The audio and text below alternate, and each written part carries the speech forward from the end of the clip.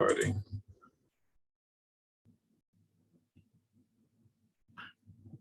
So just for the purpose of the recording, since I just restarted it, the incremental heat rate or incremental fuel cost are just differentials of the cost curve or heat curve. So we have the input-output curve, which would have had the output versus the input in dollars per hour or BTU per hour. In differentiating, we get the dollars per kilowatt hour, etc. All right, so differentiating the cost function that we had. Remember this cost function, all right? When we differentiate that, we therefore get 2 alpha K P plus beta. And that, of course, is in dollars per megawatt hour. Well, per kilowatt hour. But we're going to morph very soon into saying megawatt hour, because that's really the base unit when we're talking about this level of generation. All right, so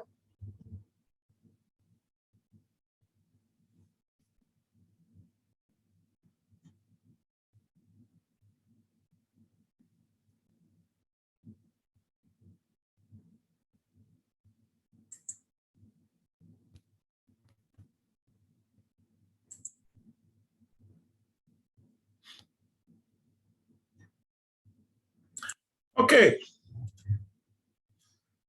Now, if we have a plant, and now students who want to make the distinction between plant and unit, I mean, it's quite clear, but just, take careful note.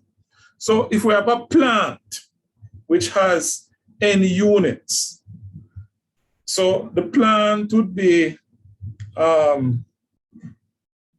let's see, the plant would be Old Harbor, but at the Old Harbor plant, you have 4 different units. So you have different generating units on that plant. And so we are saying now that we want to determine how we are going to distribute the load that is being taken from the plant. So we want to distribute it among the units. So we have 4 generating units operating on a plant, or we have n generating units. Let me not use any number. We have n generating units operating on a plant. That plant is supplying a load P, and we want to determine what is the most economical distribution of load across these units. And or in other words, minimum operating cost. And as I said to you a couple of weeks ago, that the main component of your generation, if you look on your bills, I hope you have had time to look at it, you'll see that it is a fuel cost. And we mentioned that in Jamaica, that runs about 60% of your overall bill. All right? So it isn't that persons are not conserving, yes? But given where the majority of the cost comes out, then you'll find that the changes may not be as significant. All right? Okay. So if this is our objective, if this is our objective, we want to operate at the minimum operating cost, yes? Then we can find a solution to the Lagrangian optimization problem, yes? And what we will find is that this will occur, yes, when the incremental cost for all the units are equal. So that's the standard. So we're saying that if the lambda for all the units is equal, then, well, is equal to lambda, then we'll be operating at the lowest possible cost. But it is not as straightforward. And you will soon see that in a few minutes. This is one of the topics which I like. And the reason I like it is because, it's not just straight math. You have to think it through from a practical standpoint. It's not just to know the formula and put in some numbers. It's practical application of the theory. So in other words, what we are saying is that the lambda for unit 1, unit 2, 3, etc., up to unit n. Because remember we said we had n units on the plant. We're operating at the lowest fuel cost when the lambda is equal across units, or are equal across the units. Right? So nothing to add here. This is just the theory. So in other words, if I get unit 1, the lambda unit 1 to be equal to that of 2, equal to that of 3, then I am fine. I'm operating at the highest level of efficiency. But recall that when we were looking at unit commitment, we said that there are a number of considerations. And each unit, even if I were to purchase the 4 units at the same time and put them and install them, the possibility is that they will not all be operating with the same level of efficiency for whatever reason. Whether something isn't properly set up, whatever the reason. Maybe there's a calibration issue with the steam. The bottom line is they may have slight differences in terms of how they operate. Their fixed costs may be different, whatever the reasons. Yeah? What we are saying is that we want to be able to determine or want to have the lambda for all of them being equal. So let's just look at the math of this, and then we'll come back, look at that question that hopefully will tie everything that we have been talking about for the last 2 weeks together. So if we have a plan consisting of 2 units, so let's start with a simple one. So the cost function for unit 1 is F1 equal A1 P1 squared plus B1 P1, etc. And that, of course, is in dollars per hour.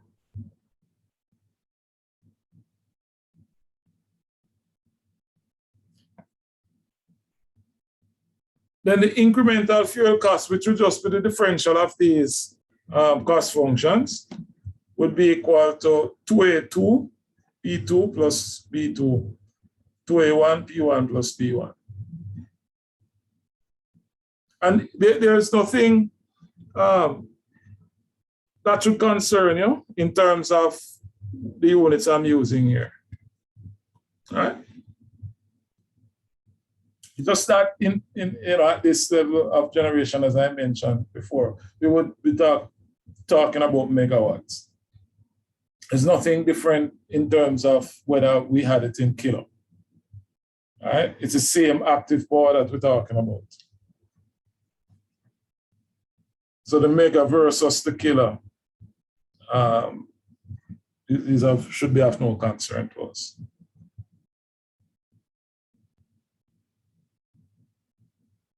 So lambda 1 is equal to what we have here, and lambda 2, what we have here. All right? The objective here is to, remember, we're trying to decide how we distribute the power between the units for the greatest efficiency. So we want to rearrange these 2 expressions and make for P1 and P2. So in doing that, P1 is equal to lambda 1 minus P1 over A1, and P2 lambda 2 minus P2 over A2. Do not be put off by the fact that although you have 2A1 and 2A2, when I come around here, I am putting A1 and A2. All right? I mean, 2A1, that's still a constant. right? 2A2 still a constant. So we just call that A2 and that A1, right? So in other words, what we are interested in is not what A1 and A2 really represents. It's just that we have a constant times P1 and P2, all right? So don't be put off by that. But now P1 is what is being delivered by unit 1. P2 is being delivered by unit 2, which means therefore that the total power or the total demand, and this is of course taken into consideration losses and all of that. The total demand would be equal to P1 plus P2. So I can therefore add P1 and P2 to give me the PT. All right, so this would be equal to P1 plus P2. And of course, as we said, for economic dispatch, right? And dispatch here is just by virtue of the output that I'm producing from a particular unit. Okay? For economic dispatch, what we said earlier is that the units must be operating at the same incremental cost. So it means that lambda 1 is equal to lambda 2 is equal to lambda.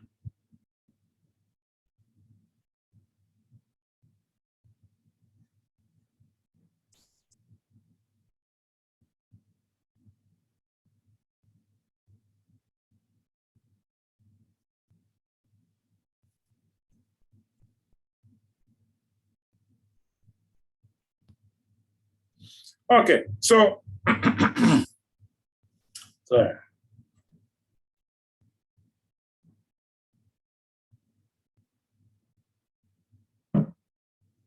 Okay, so making the substitution for lambda 1 and lambda 2, I now have PT, which is equal to P1 plus P2. But of course, lambda 1 and lambda 2 are equal, which is equal to lambda. So I make that substitution. And I'm going to rearrange this equation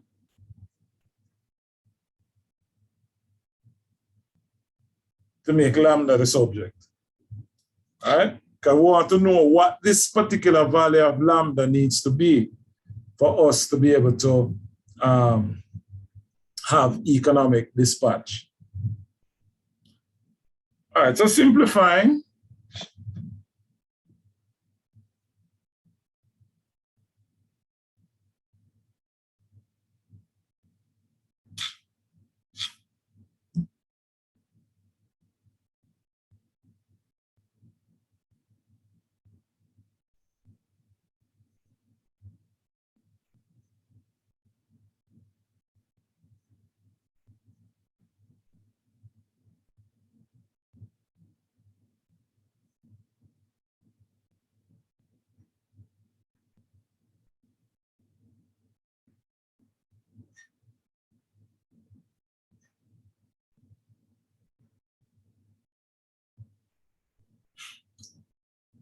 Let me know when I can move on.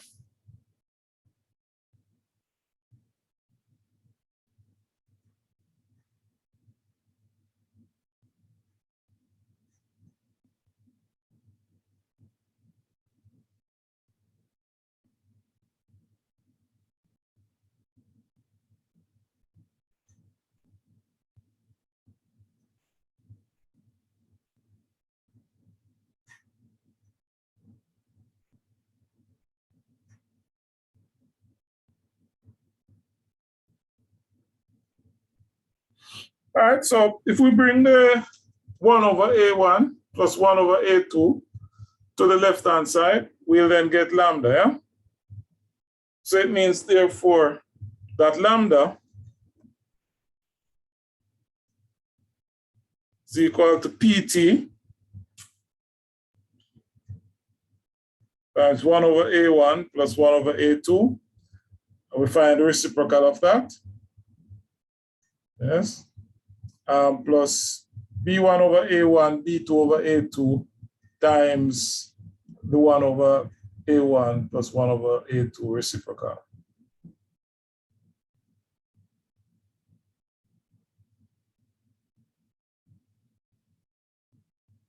We can simplify this, students. I write it in the form lambda is equal to AT PT plus BT. So of course, AT, that's AT, and that's BT.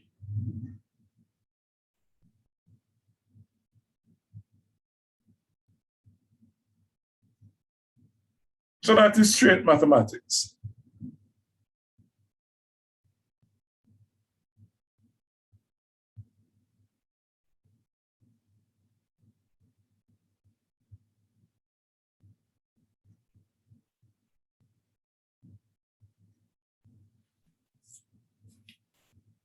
All right.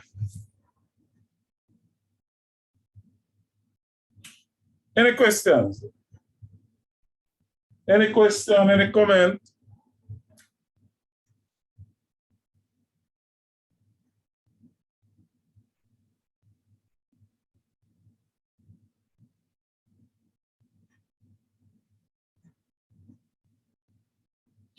All right. So let's move on. Yes, sir. I have a question.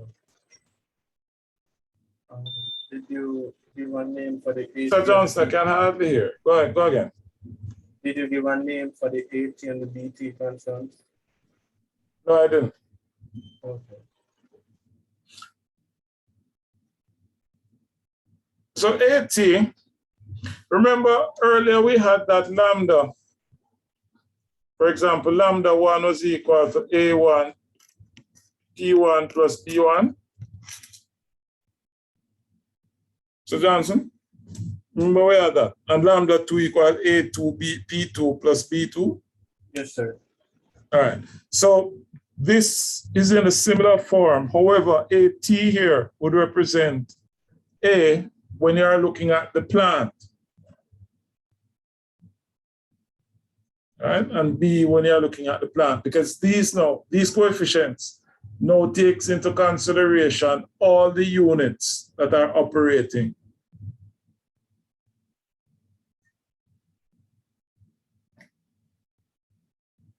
All right, so AT, as we have pointed out already, and BT, that's BT.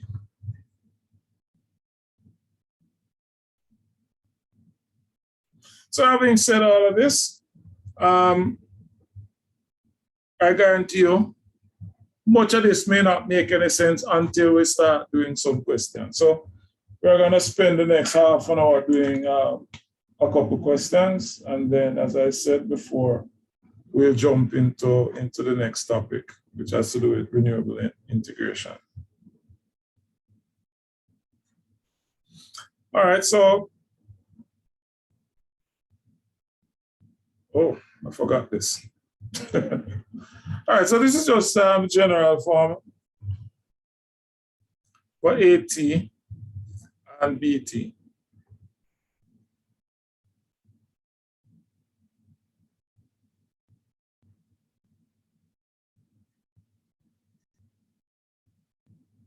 So for n units on a plant, AT is equal to a sum from 1 to n of 1 over AI to all to the minus 1. And then BT is equal to AT times the sum from I equal 1 to n of BI over AI.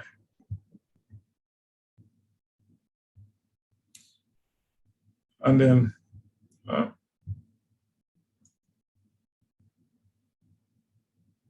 obviously there's no and there.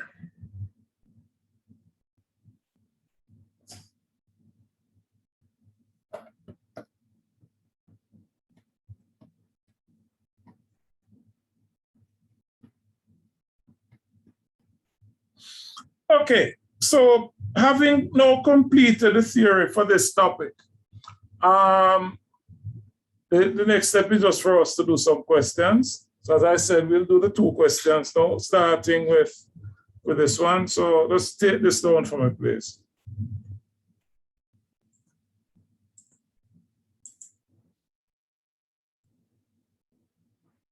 All right.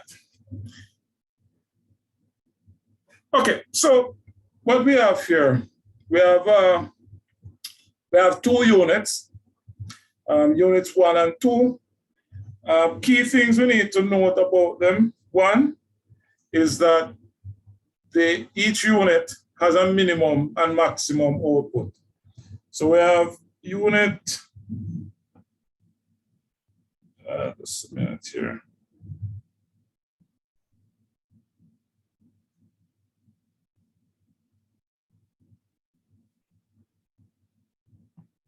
All right, that's better. So we have unit 1, unit 2, 100 megawatts, and 625 megawatts, minimum and maximum. Implication, simple. One is that we assume, so the first assumption is that both units are running at all times. All right? Now, if both units are running at all times, then it means that once the unit is on, it has a minimum output of 100 megawatts.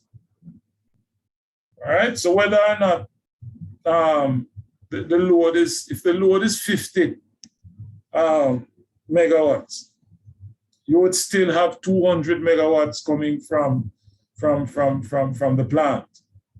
Remember, we spoke about the reserve margin. So we'd have a significant reserve here in the sense of what is being produced vis-a-vis what is being used. So the minimum output is 100 megawatts. Once the unit is running, it is delivering 100 megawatts.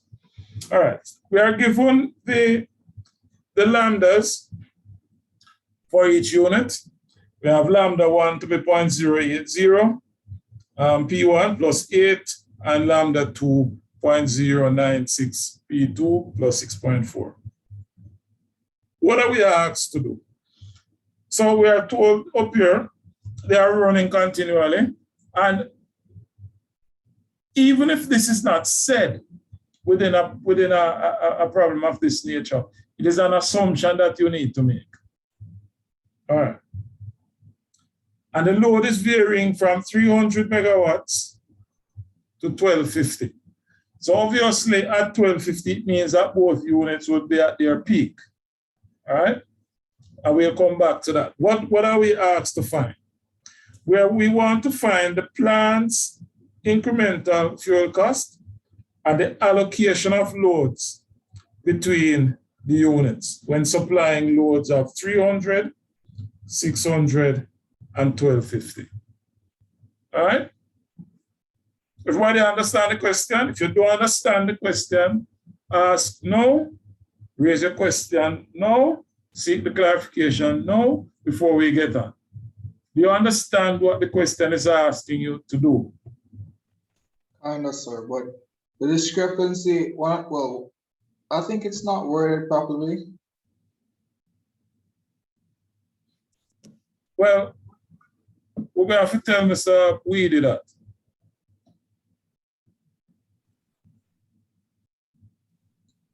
So we can just go back to the. But what is the issue? I mean, telling me it's not worded properly, it's not telling me the issue you're having. It's coming straight from a textbook, so just tell me what the issue you have.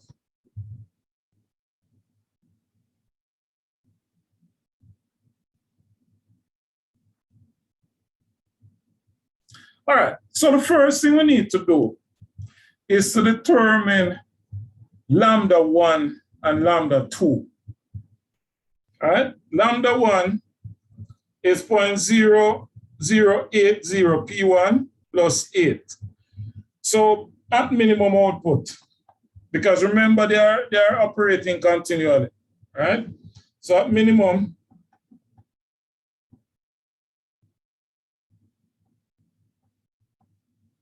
minimum output, lambda 1, would be equal to 0.008 times 100 plus 8. And that would be equal to 8.8. So that's $8.80 per megawatt hour. All right? Or we can write it the other way. We can say, but remember, this is dollars, so we keep it simply as dollars and cents. All right? Is that 100 in the bracket, sir? Because I see it's 8.8. But if it should be 0.8 if you multiply by the 100, sir.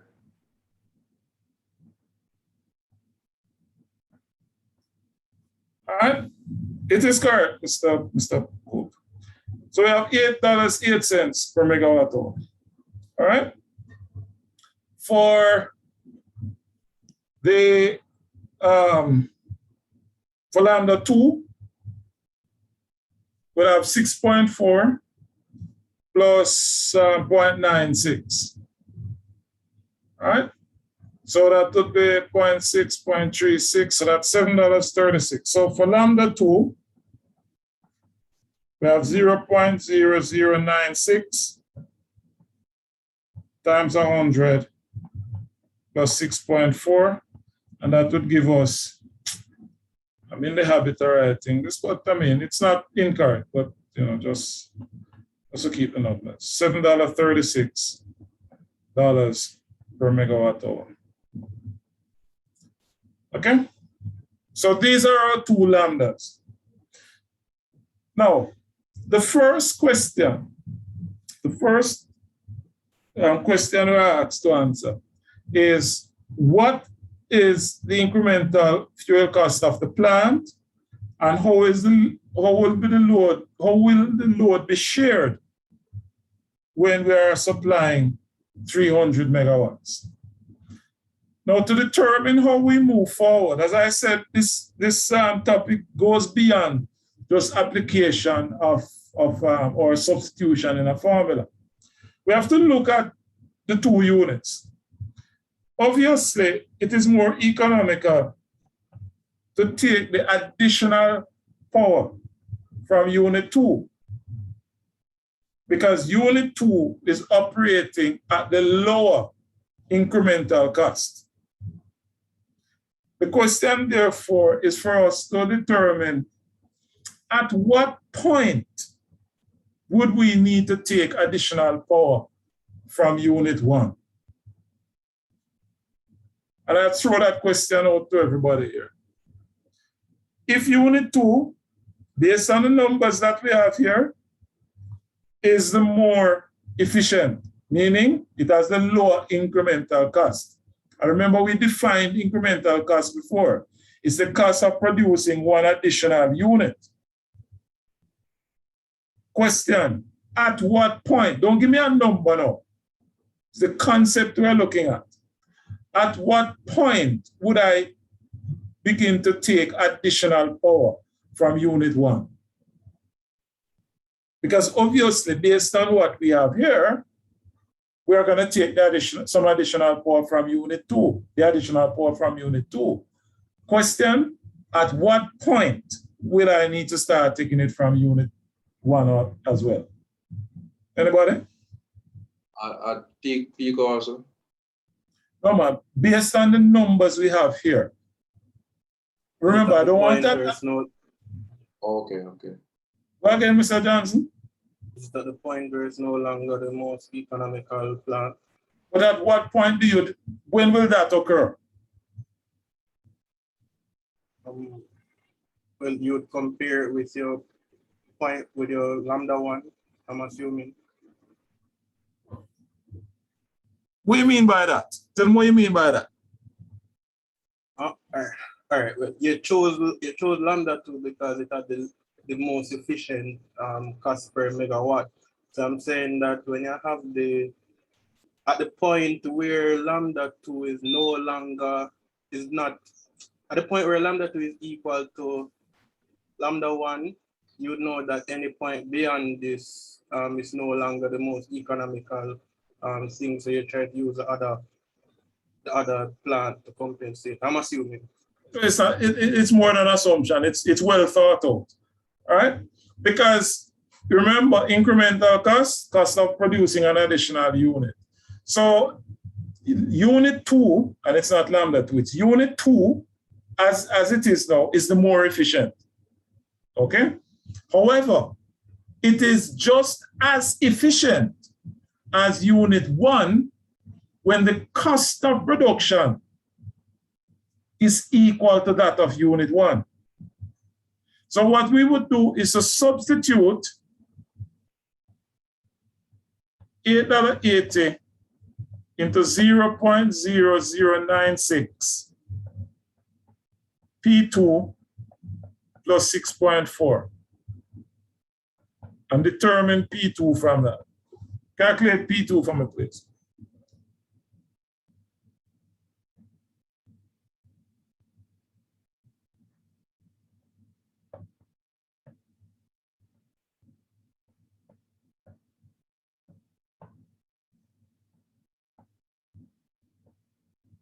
What is that equal to? 250, sir. Huh? 250. 250. All right? What this means, therefore, is that P2 or unit 2 would have to be supplying 250 megawatts before I take additional power from unit 1.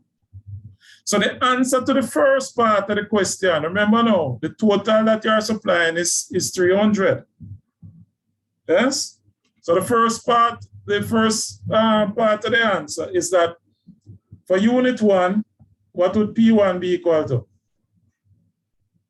Remember now, we are supplying a total of 300. So what is P1? 50, sir. 50. It can't be 50. Remember, the minimum is 100. Oh, So what's P1? How much is unit 1 producing? I just gave the answer. You know. 100, sir. 100. And unit 2 would be supplying? 250.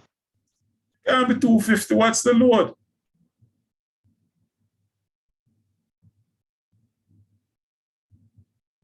What is the total load, Mr. Wilson? Huh? 200. Yeah, so if one is supplying 100, how much the other one supplying? 200. 200.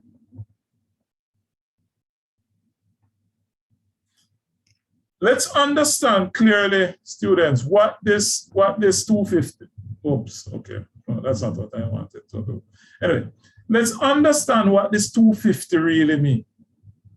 All right, 250 here is telling us all right, forget that. The 250 here is telling us that for me to take additional power from unit 1, in other words, unit 2 will become as inefficient as unit 1 when it starts producing 250 or supplying 250 megawatts. That's what the 250 means.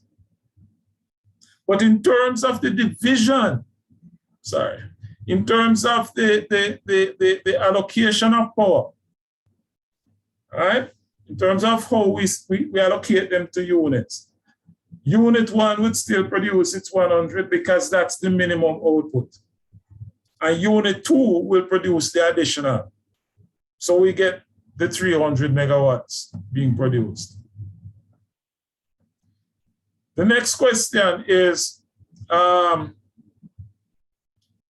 what would be the plant lambda?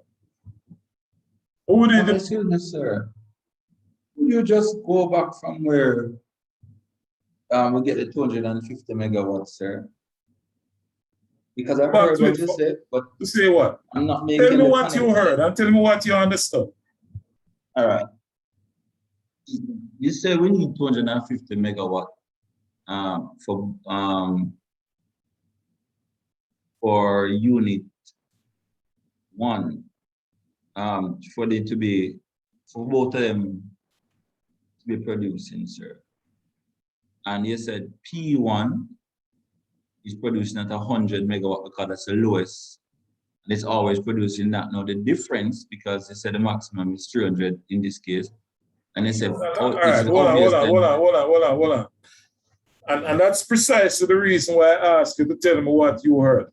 Because you have used some terms here that I didn't use. Okay, I did not say 300 was the maximum. I said 300 is the demand, it's the load on the system. Okay. So we already know that unit 1 is supplying 100. So the difference that I need to supply is 2.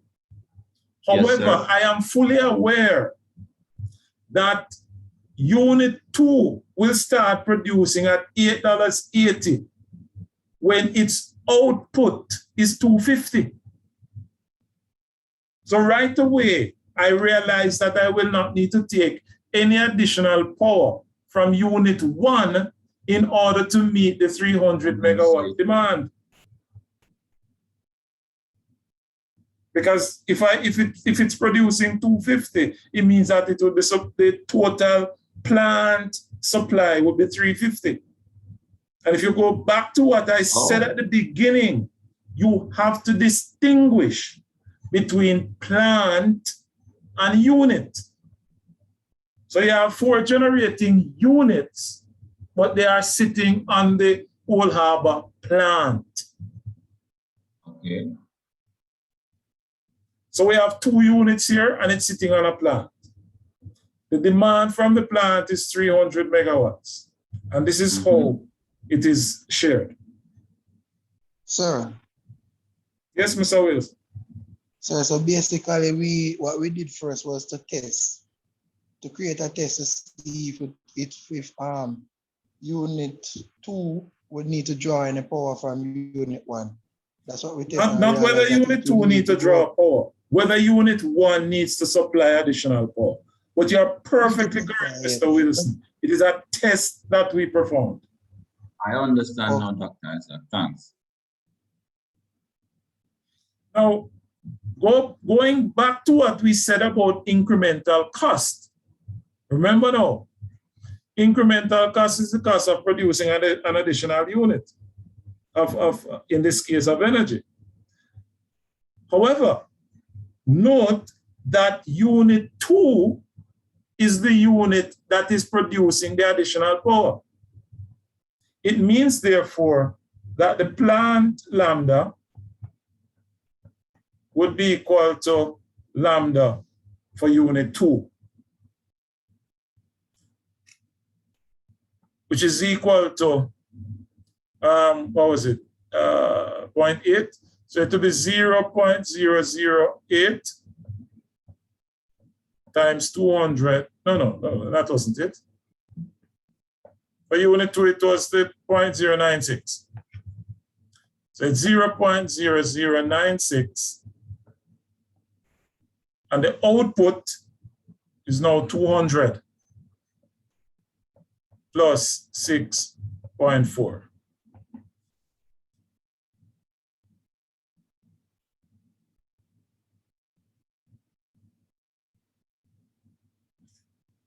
Calculate that for me, please.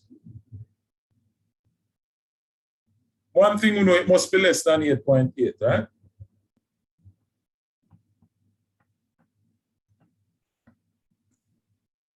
It's 8.3. 8.32. So it means that unit 2 will now dictate the plant lambda because it is unit 2 that is producing the additional power. And that is $8.32, which, as I said, quick check, you know it must be less than 8.8.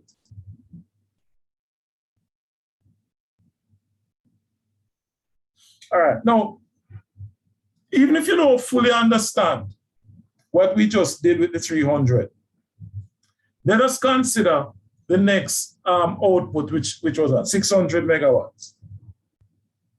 All right. Now, at 600 megawatts, that is what is being demanded from the plant. Yes?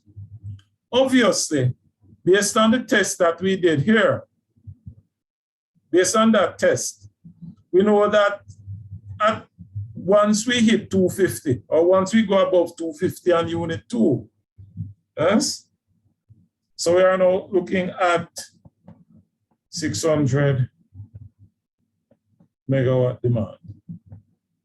Once we hit 250 on unit 2, that we need to start take additional power from unit 1.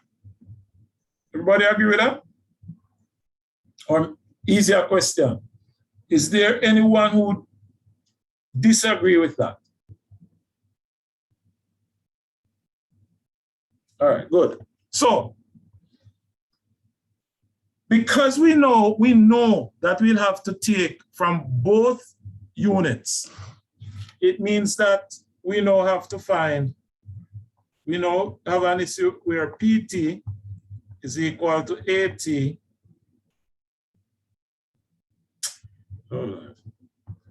I tell you, I really need to go. Anyway, so lambda is equal to AT PT plus BT.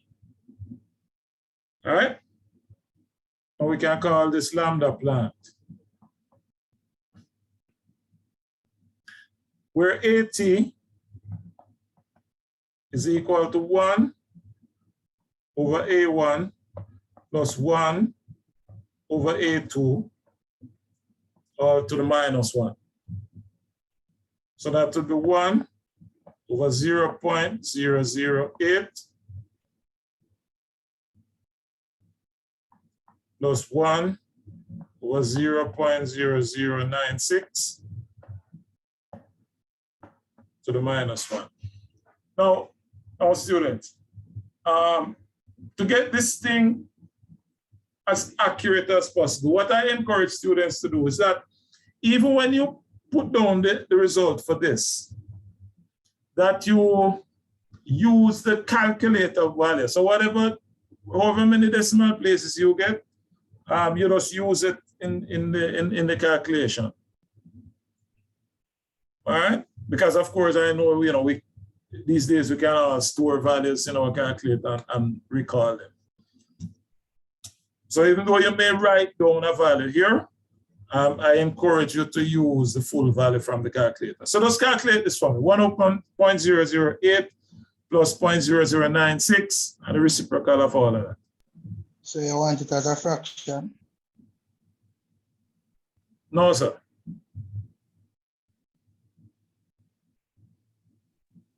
So it will be 4.3636363. 4 point. That can't be right, sir.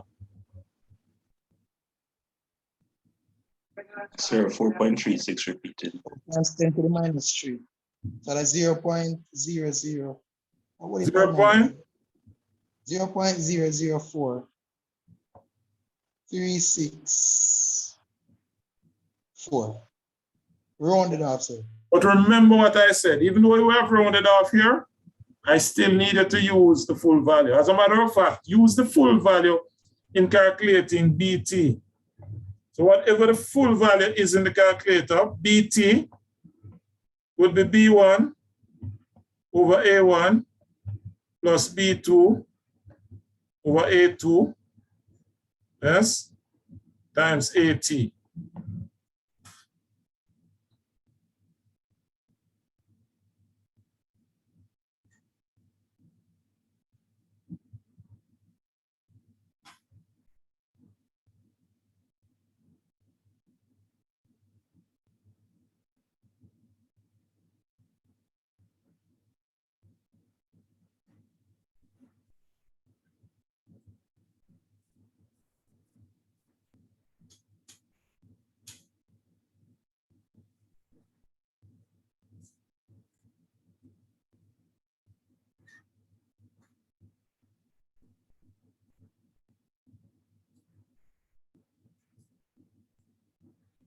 What's that equal to?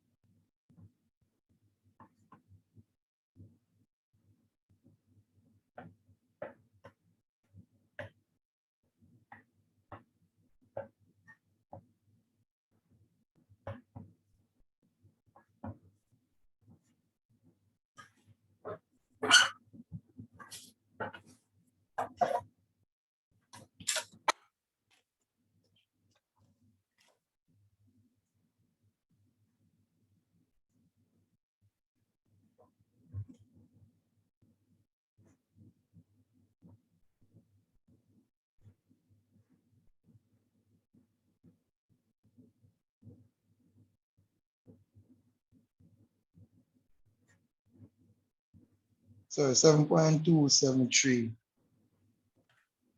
7 point? 273. Huh? Yes, sir.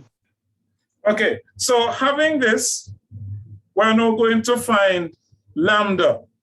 So lambda for the plant, so lambda plant is equal to 0.004364. Now what is PT? What's the total demand? What was that, 600? 600 plus 7.273. I will give this in dollars and cents. So what's that equal to?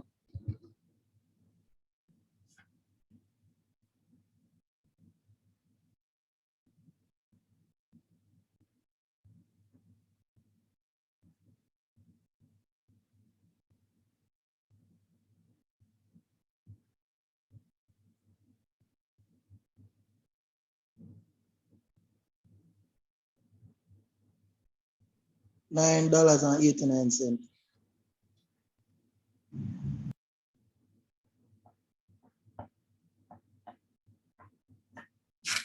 All right.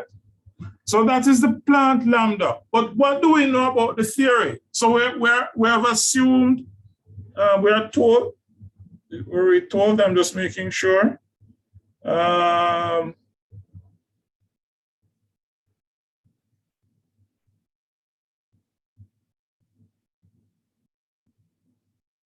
All right. So at this point, we know, say, for economic dispatch. So for economic,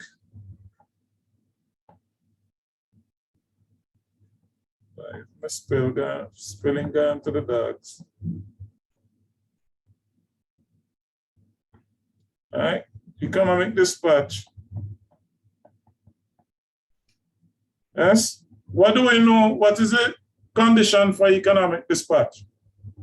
Lambda plant must equal to the lambda for each unit. So lambda plant is equal to lambda 1 is equal to lambda 2. All right. So $9.89. Yes. For unit 1, with 0.008. P1 plus 8, which implies that P1 is equal to, and also $9.89 is equal to 0.0096 P2 plus 6.4, which implies that P2 is equal to. All right. So calculate P1 and P2 for me.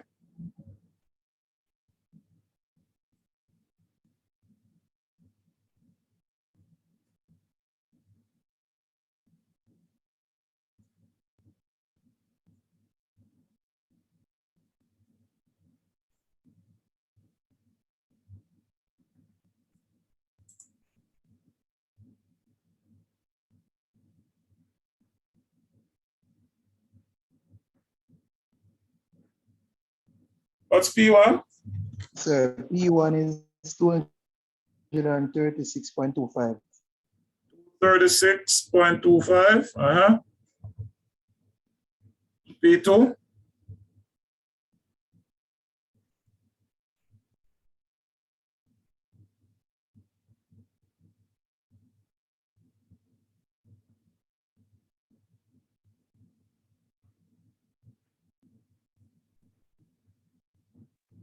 $363.54. All right. Now, you see you're off by what? 0.79, 0.21?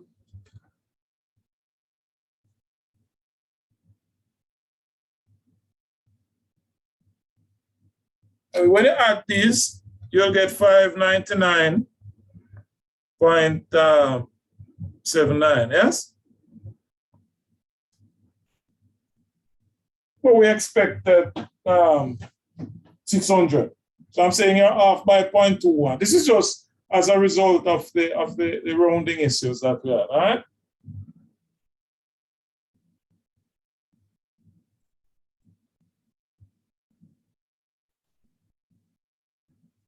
So don't be too alarmed.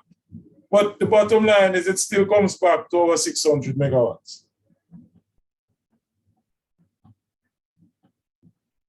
So in terms of the allocation, what we calculated here gives us the allocation between the units.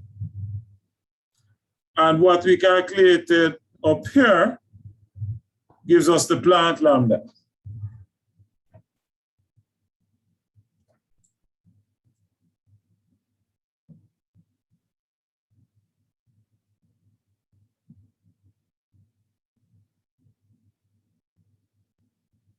Do you have any questions?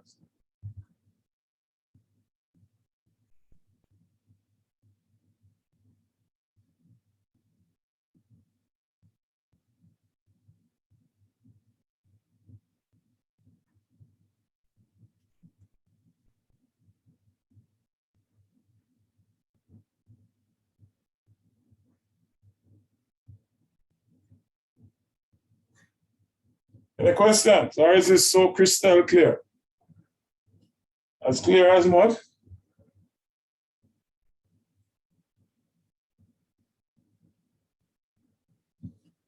Okay. Now let's take the reasoning one step further. What's the load? What's the next load? What's the next demand? So we are now at 1,250 megawatts. All right. First part of the question asks us to determine how the load is shared between units. So I'm asking you that question. How is the total load shared between the units?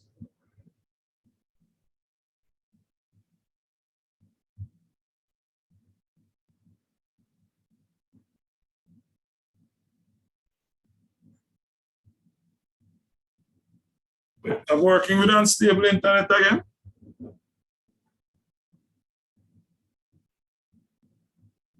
Have I lost connection? How is this load shared between the units? Sir, half an hour. Thank you very much, Mr. Buchanan. Because they each have a maximum capacity of 625. All right. Thank you. Now, Mr. Buchanan, let me stick with you. What can you say about the two units in terms of the load distribution, apart from the fact that it's half and half? Is there any other observation you can make about the sharing of this load between these two units? Sir, one would cost more to produce the 625. Good. Give me one more observation. That's a very good observation. Give me another one.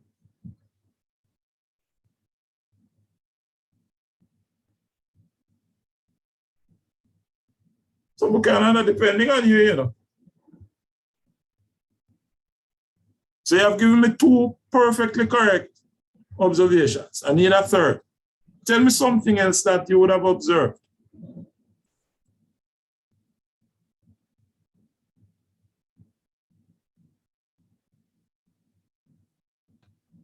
Each would need an additional reserve of, once again, 525. Why would you say that? Because the base, Go ahead. because base power would be 100. So to get to the maximum of 225, we'll have to do an increment of 525. All right, fair enough. But we are now at 625. However, we went about doing it, you know. Yeah. But I appreciate the fact that you're willing to state you know, the sharing, and the observation regarding one being more costly than the other is also spot on. Can you expand on why it is that you believe one is more expensive than the other, even though they are still putting out 625? They are both putting out 625.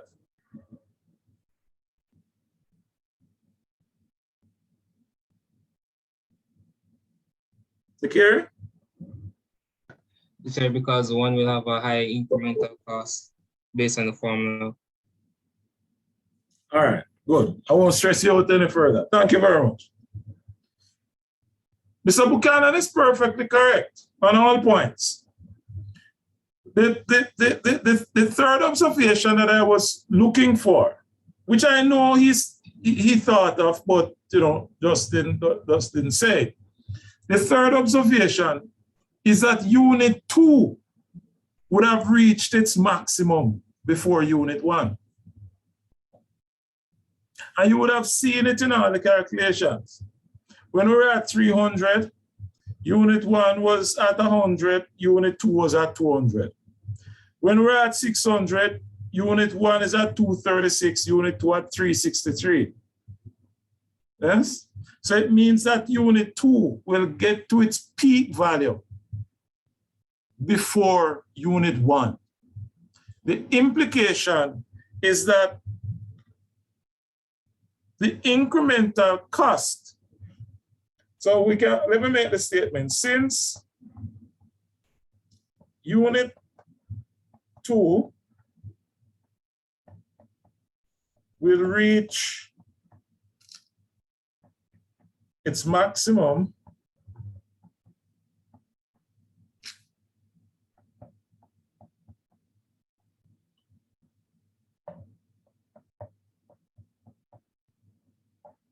all right, because this is the case, it implies that Lambda plant will be dictated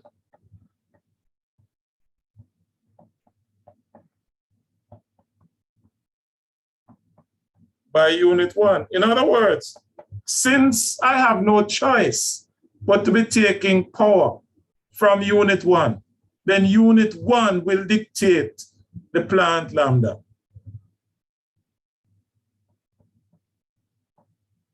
All right, so it means that Lambda plant would be equal to Lambda 1, which would be equal to 0.008. All right. And what is the output of Unit 1?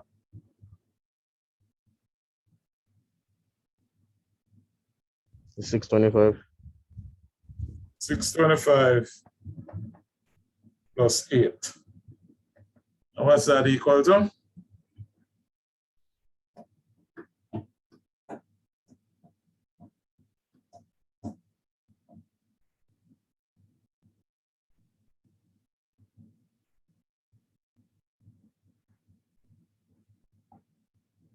It's raining. What's that equal to? 13. $13 flat?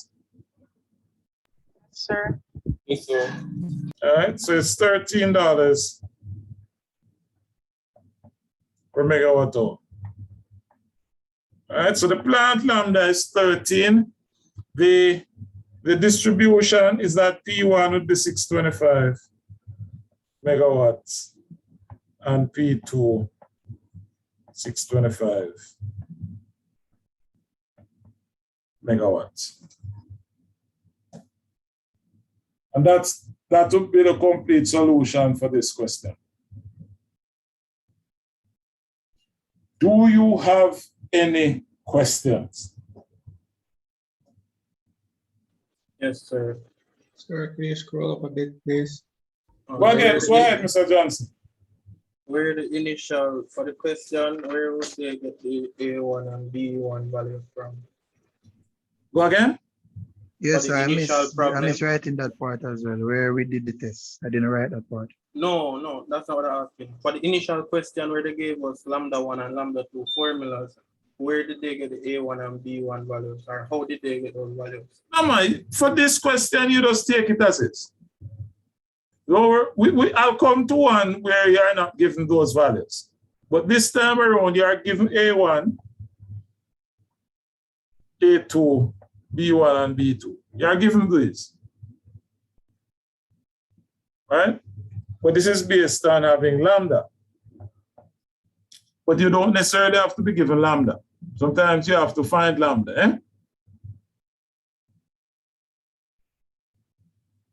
But for now, given that you have a formula, yes? Given that you have a formula, okay, oh, that's better. Given that you have a formula for lambda, you know this is in the form AP plus B. All right, that's a formula, that's a general formula for lambda. Okay, Mr. Johnson? Yes, sir. All right, any other questions? What were you asking, Mr. Wilson? So I was just saying that the first part where we just started the calculation, I didn't write that part. So just after this. Yes, so you'll check the recording for that.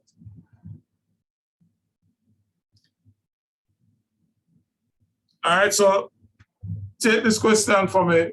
We're a little behind time. We only have, well, I wanted to have finished already. But anyway, we're going to take about 15 minutes to go through this one. All right, so take this down for me. Sir, just before that, sir, could you just go back on the last page just a minute for me, sir? Or a second. All right. In the interest of time, Mr. Wilby, just consult with the recording, all right?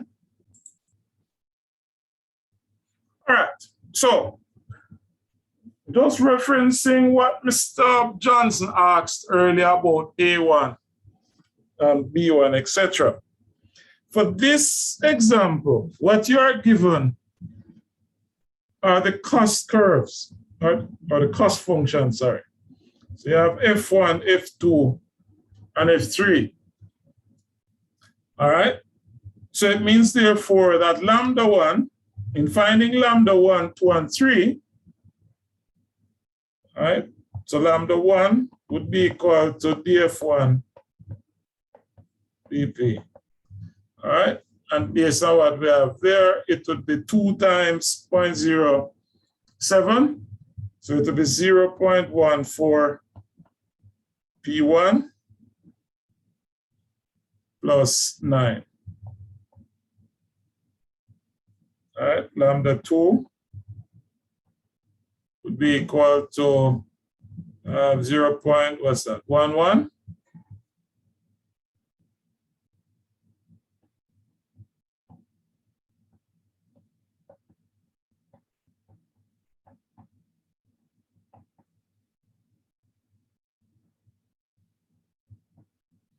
And lambda 3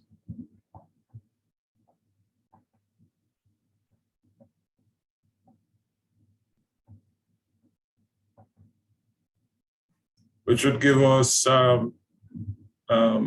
0.09 PE3.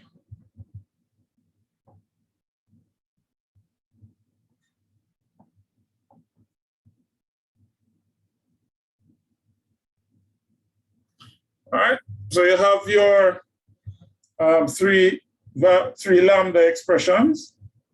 All right, so you have your A1, your A2, and your A3, and you have your B1, your B2, and your B3. So in this instance, you have to do the calculations. All right.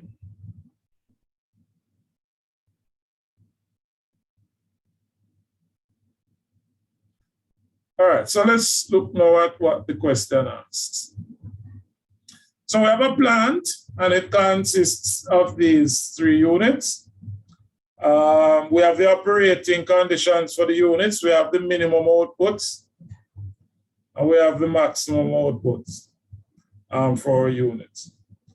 We're told that we have a load of 800 megawatts, and it is being supplied with economic dispatch from the plant. Determine the incremental fuel cost of the plant. Determine the incremental fuel cost of the plant and the total cost. There's supposed to be an and here. All right.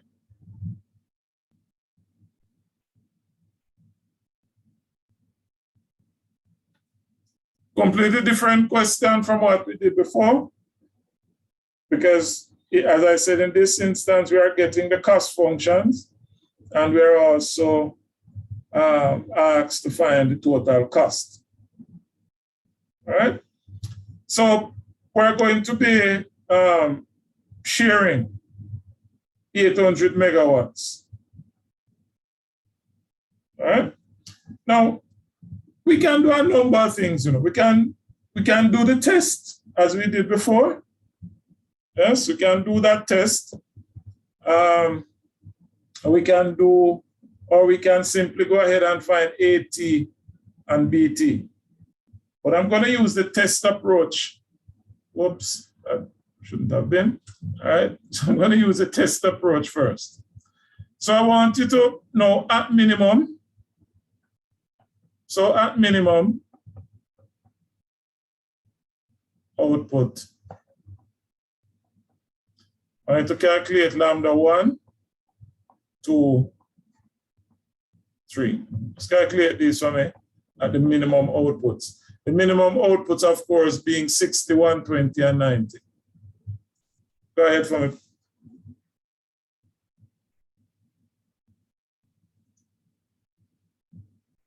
Excuse me.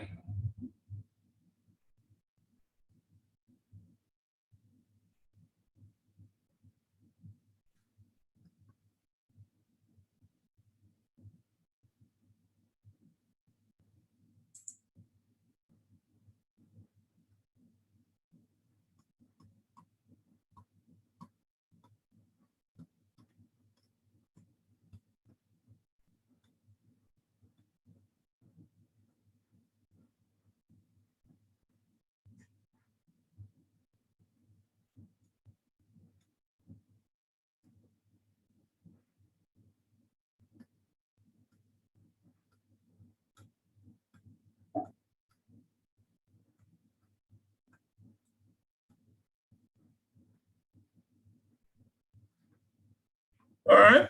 What's lambda 1? 17.4. Go again?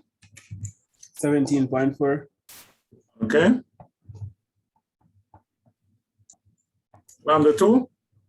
19.2.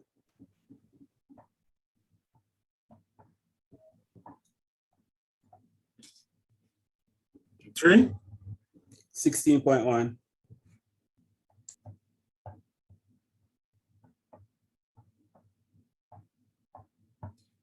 Okay, so obviously unit 3 is the most efficient, all right? So you can, again, do a quick check, right? If you substituted 300 into lambda 3, what would you get?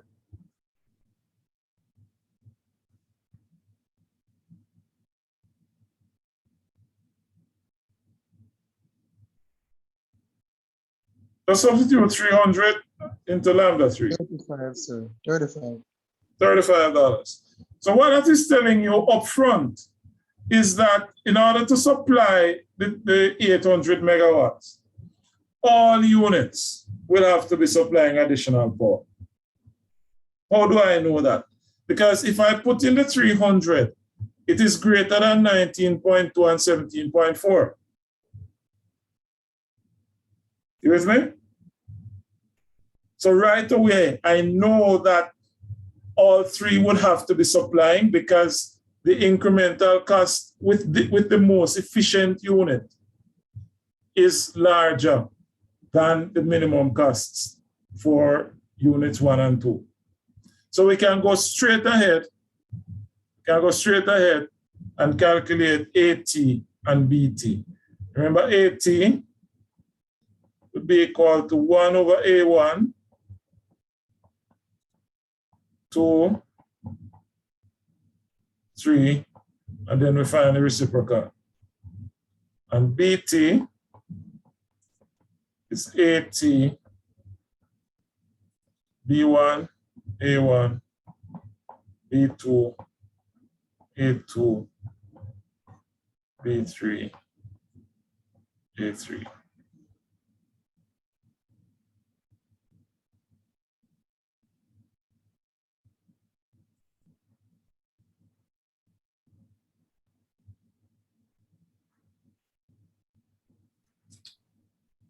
Sir, at what point do you use a general formula? What general formula? The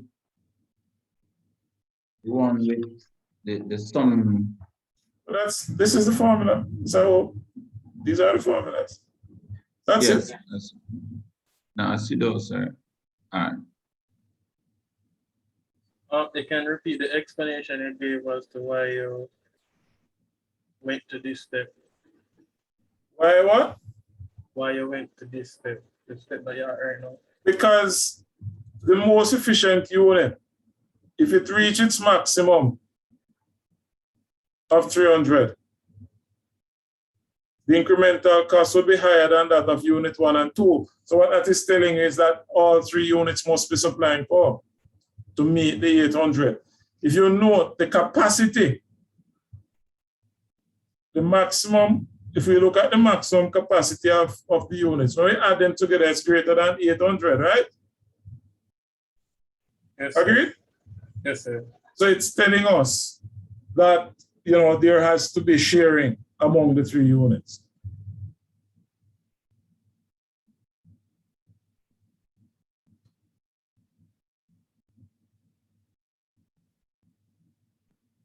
So what's 80? So I got 0.0367. 0.0 what? 3657. Rounded off. Yeah.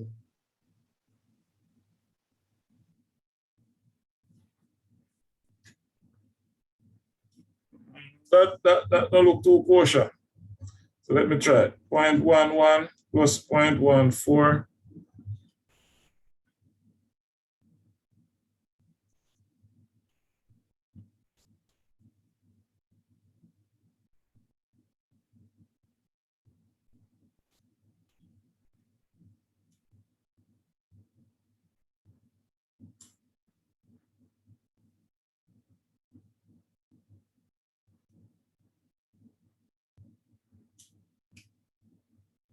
Okay, well, yeah, 0.03657. Yes, and BT. All right, so that is, you guys need to use up those fancy things that you have there, man. So I get 7.5963. That's just give me a minute, and then we can exchange notes.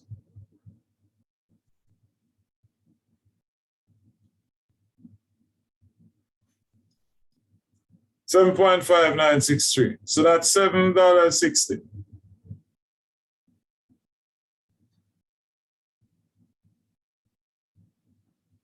That's PT. All right.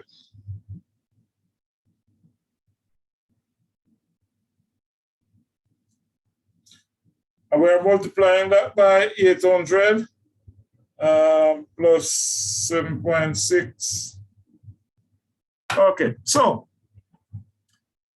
it tells us, oh, come on. It tells us that lambda plant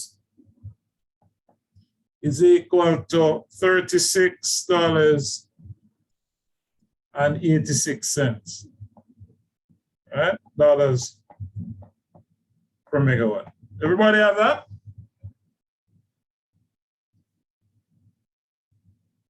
Folks, just don't sit down there writing off numbers, you know. Make sure you do the calculations for yourself. Because it's now gonna get a lot more interesting. As I said, this topic is much more than just plugging in some numbers into a formula. So if this is the plant lambda, at 800 megawatts, I want you to now find P1, P2, and P3. Calculate this quickly, please.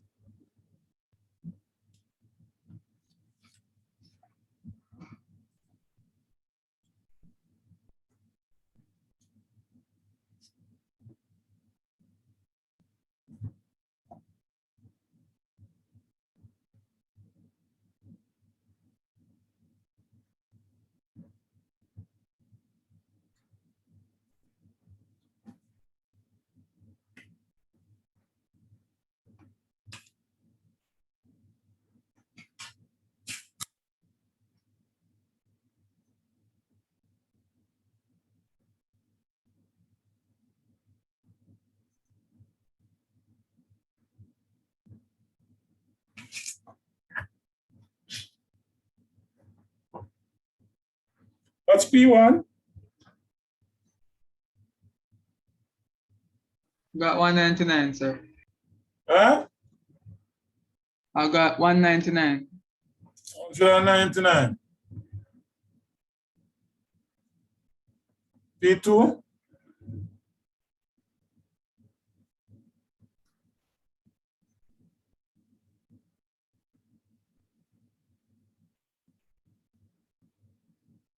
P2? 280.45. 80.45. 54, sir. Huh? About 280.54. Okay, and P3. This is the interesting one. P3?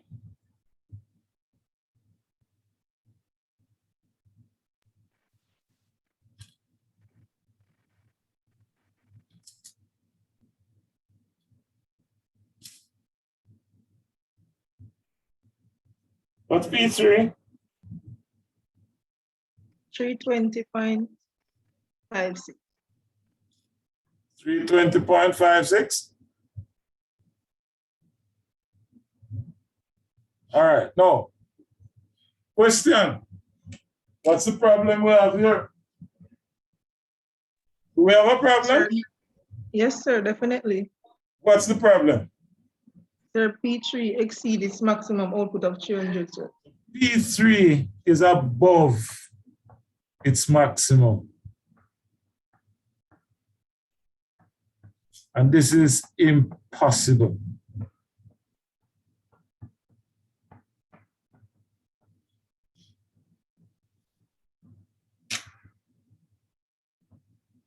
So unit 3, based on our calculations, is now putting out more than it can, more than it's capable. So what's the remedy? The remedy is that we know, and that's why I said to you, this is more than just sticking numbers into a formula. we know that unit 3 has a maximum output of 300. So since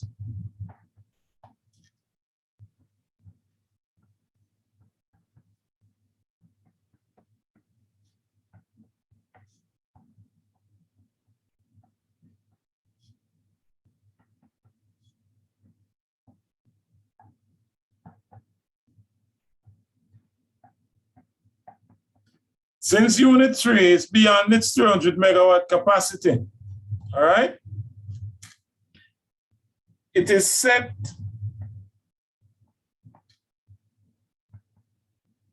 at this maximum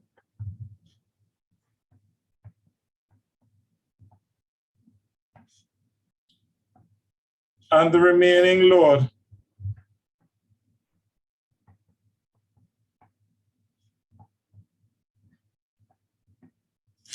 divided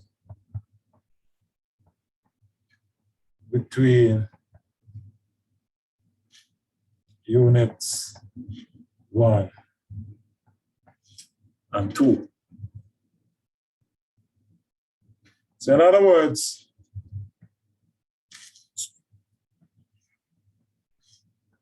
that is P-map, P3 is equal to 300, yes? And the remainder, which is equal to 800 minus 300, which of course is 500 megawatts, is shared between units 1 and 2. All right? So we are now going to share the 500 megawatts between 1 and 2. So we now need to find a new AT, which is now going to be equal to 1 over A1, 1 over A2 to the minus 1, and BT, which is equal to AT into B1 over A1 plus B2 over A2. So find these for me, please.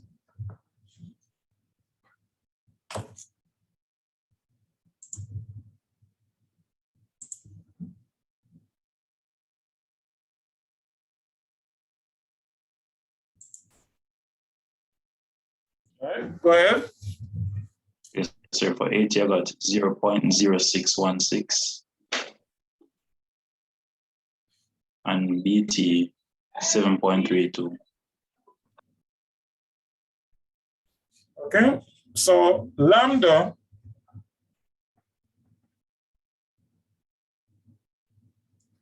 all right, so the new Lambda plant, I'm assuming you have the long version of AT. You hear how many times I warn you about it, right? So that, yes, sir. Okay, so Lambda P should be AT times 500 plus BT.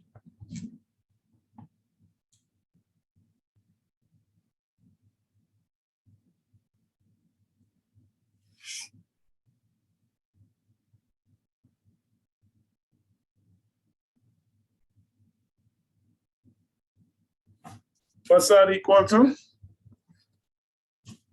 Let me see. Schoology.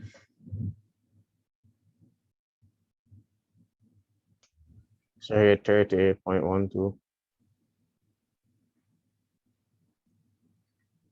Again? 38.12.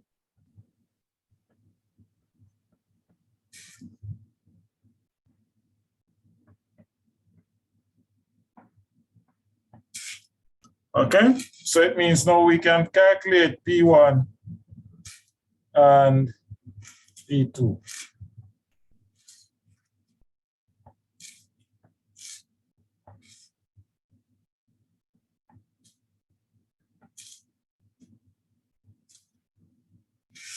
So substitute into the Lambda formula. formulas and determine P1 and P2.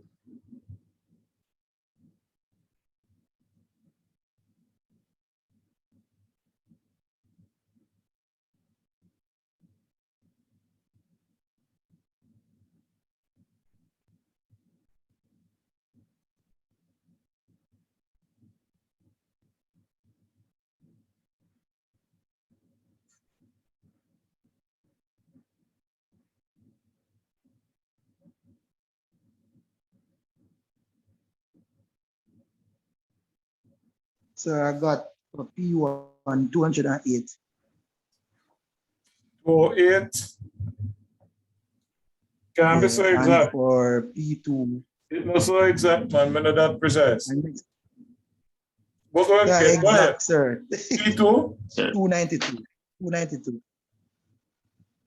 sir, those were the exact values I got as well. And even for the AT values and BT that I stated earlier, those are exact values as well, sir.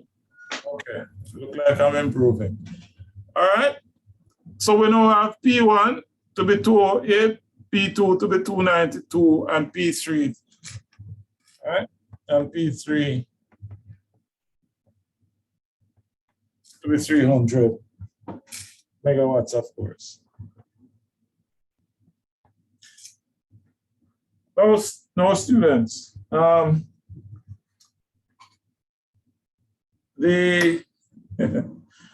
just looking at the your. Obviously, nobody has looked at this the new schedule, because if you had, you would realize that I uploaded the networks to modified document and not power systems. But anyway, you will get that one as soon as we come off. All right, so that's the first part of the question. You are then asked for the total cost. So the total cost, you have the functions F1, F2, and F3. And you have them in terms of P's. So you substitute the various output values.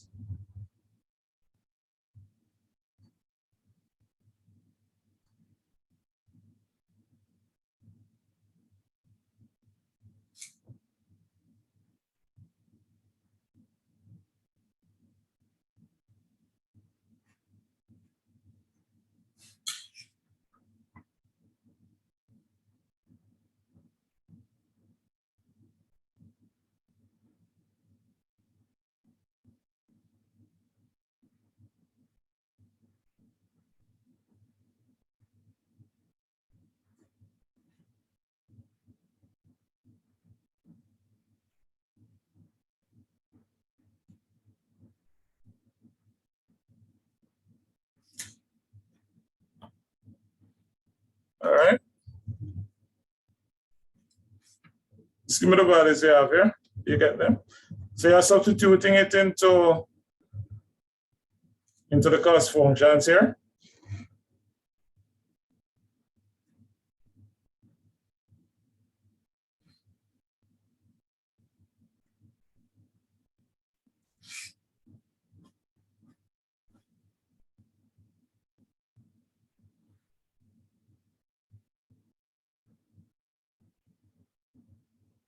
And of course, the total cost of production, which is FT, would be equal to F1 plus F2 plus F3. And of course, the unit is dollar per hour. And just for the record, we do mark very hard when it comes to the units. So please don't just throw down numbers and give me. Again, when you're making, when you make certain decisions, you document it. So for example, up here, we outlined the reason why we were setting unit 3 at 300. So you don't just jump to doing this. and expect that you're going to get full marks. We're at a different level now, eh? So remember, you know, the gate just around the corner. We have to make sure you are prepared to go out on the road.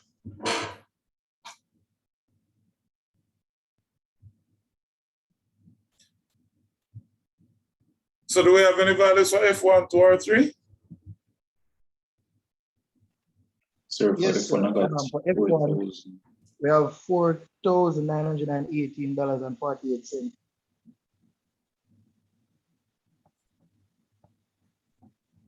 And for F2, we have $6,464.52. 4,000 what? $6,464.52. For F3, $6,465 exact.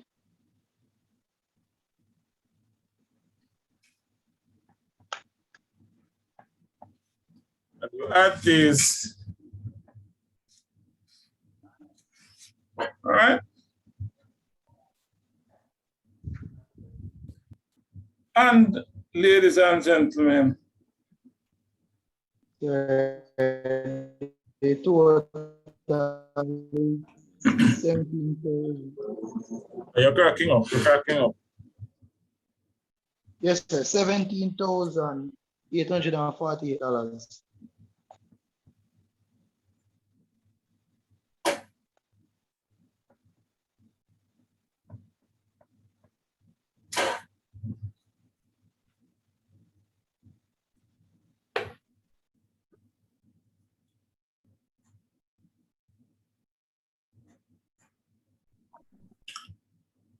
All right. All right, it's 11 minutes to 6. Obviously, I was being over ambitious in trying to touch the other topic. So in my message today, I said that you would access the substation fundamentals. That is open. I have already opened that. The links that you got are also correct. So you review that. But I'm going to add another one to it, which is integration of renewables. So I want you to, I'll send the link to that one. So what I want you to do is to review those two. It's 3 videos, right? All 3 should be about 3 hours in total. So let's find some time between now and next week. Let's review them.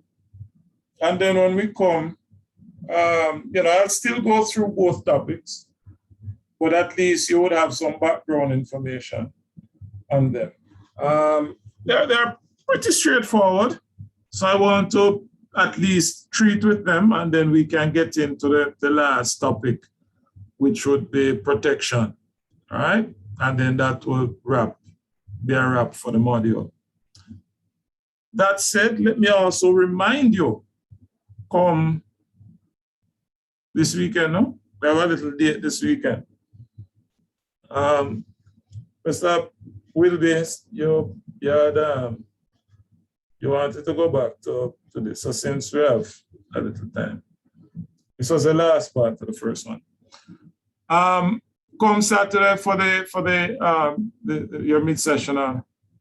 I am looking at the list of persons here, and I'm seeing that 1 and 2 persons are without camera.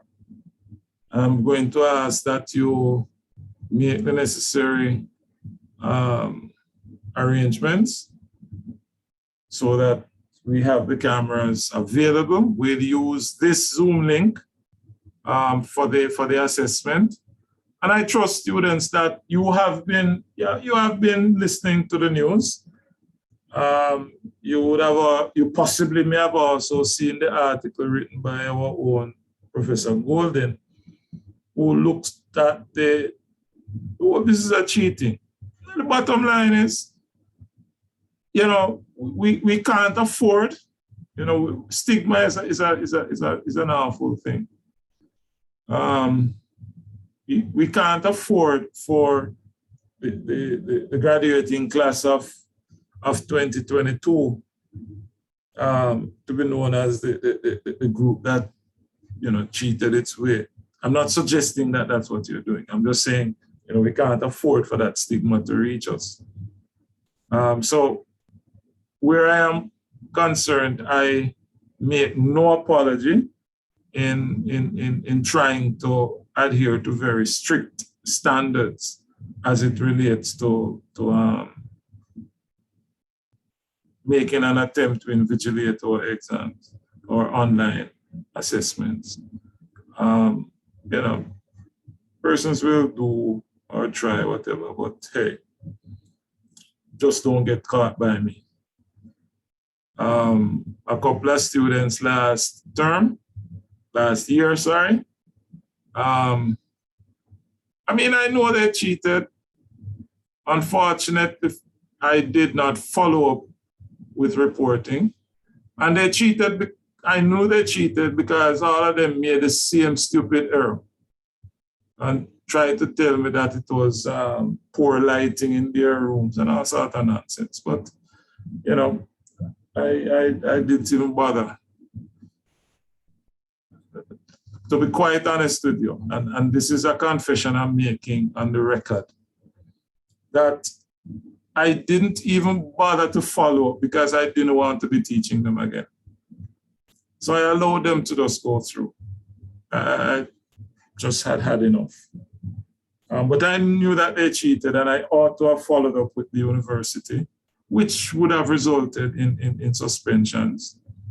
But, being suspended, I'd have to see them another time. So I didn't bother with it. I'm saying all of this to say that make the arrangements for your camera. We will be monitoring you during the exams. The cameras will be a requirement. If you don't have your camera, then you know that go. We are not interested in seeing you per se. What we are interested in is seeing your work area and what is happening in that space. All right? So that is for Saturday. Yeah, and I've already spoken about the video, so you're going to be looking at substation fundamentals and integration of renewables. I will open up the integration of renewables also, so that video is also available.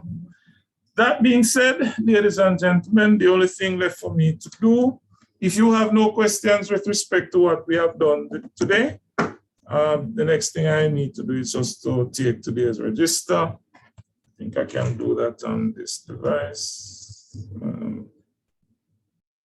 Sir, one question, sir. Yes. In terms of I think yesterday I looked at the scheduling and I saw something like we're going to get tested up to what we did in class in the week. Sir, for the I think for the schedule, sir. I think I looked at it yesterday and I saw that we were going to be tested up to what we did in the week. So I was wondering if it was inclusive of economic dispatch.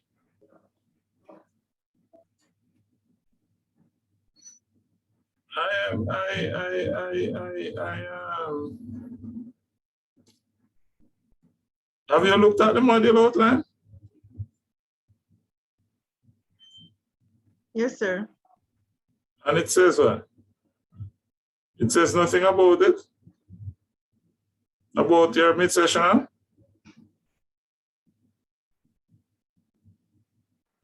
Sir, I don't recall. Oh, okay, I'm looking. I don't recall. I usually have it there.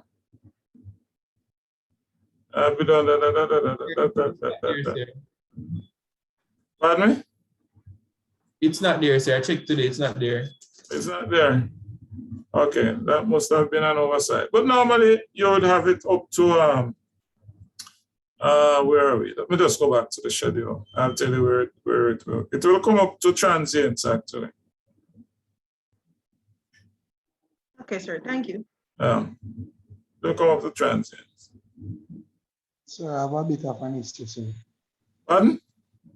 I have a small issue, sir. Yeah. So My group member seems to drop the module, sir. You know how you say that. And the second lab, You know how the you day say, he man. told me he dropped the modules, the day he told me he did not submit it. Well, I can't help you. But there's somebody else in the class who needs a partner, so maybe they can reach out to you. But while they do that, I come out the register. No? So Alan drop, not here, him drop the module. Man, Brathwaite, you here? Yes, sir. Brown. Gareth? Gareth, not here. Buchanan is here. Buckley? Present, sir. Bosso? Present, sir. Kamak? Present, sir. Campbell? Conroy? Not here. Chambers? Present, sir. Chambers, Chen, yes, Clark, I'm here, sir. Daly, Yes, sir. Darby, Duncan, Edwards, Present, sir. Here, sir. Ferran. Yes, sir. All right, so I know Forrest not here. Him drop things. Freighter, Grant, Green, not Here, sir. Green, Hall, Joel. Hall, Harris,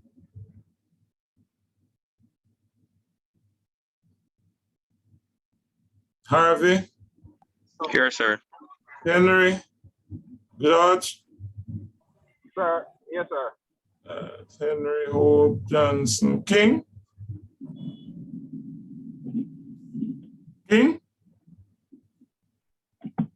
Lynch, Present, sir. Mason, Here, sir. Merchant,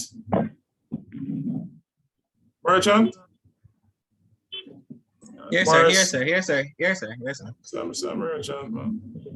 Yes, Morrison. sir. Sir. Morrison, Trevon, Wundera. All right. Perkins, Here, sir. Here, sir. Porter. Here, sir. All right. I suppose I can take this already off of the list now. Reed, Christoph. No, sir. What do you mean, sir?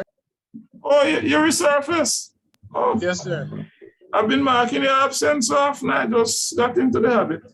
Reed, Christoph.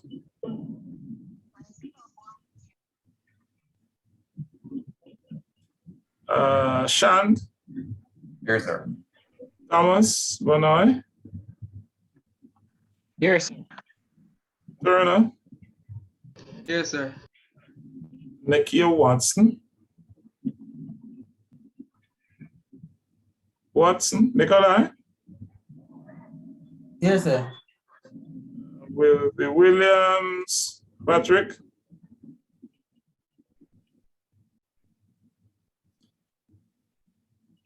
And Richard, all right.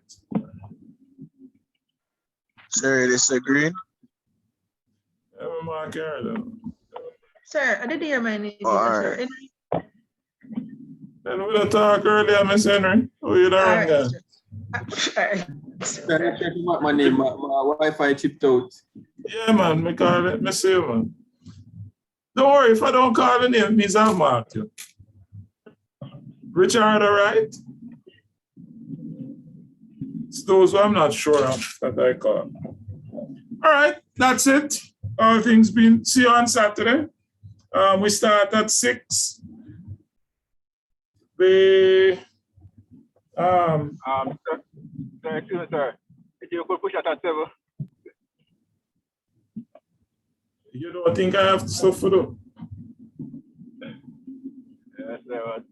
But I'm tired by the time reaching that town, sir. Eh? I'm working this Saturday, so you cannot tired for reach back in that town by 6. Oh, yeah, so.